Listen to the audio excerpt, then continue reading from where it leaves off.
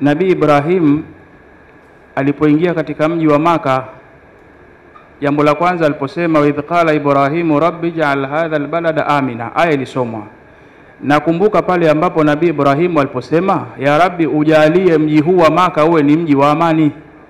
Aliomba amani kabla ya chakula, warzuqa halau, kisha ndiyo chakula.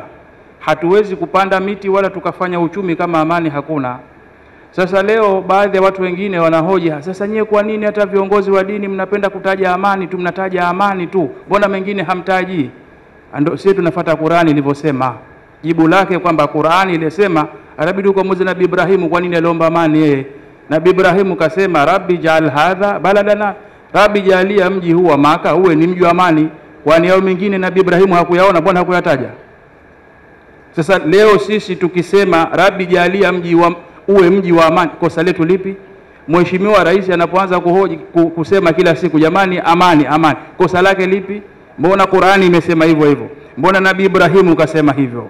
Lakini amani hii, shughuli tunazozifanya hapa, wallahu yad'u ila dari salam, Mwenyezi Mungu anakuiteni katika nyumba ya amani, pepo.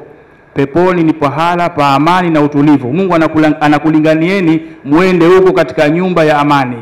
Haya, watu washaingia humo peponi, maamkizi yao tahiyatuhum yauma yalqaunahu salam, maamkizi yao watakapokutana na Mola wao siku hiyo, maamkizi yao yatakuwa amani.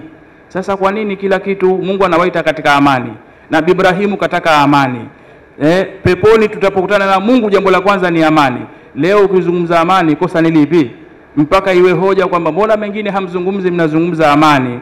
Sasa hii hoja isitutie shaka, kwa sababu Mheshimiwa Rais yeye ni mtu ambaye kitabu cha Mungu anakifahamu. Kwa hivyo haya akayaona, na hoja hii itakuwa haina nguvu sana, kwa sababu amani ndio msingi wa kila jambo.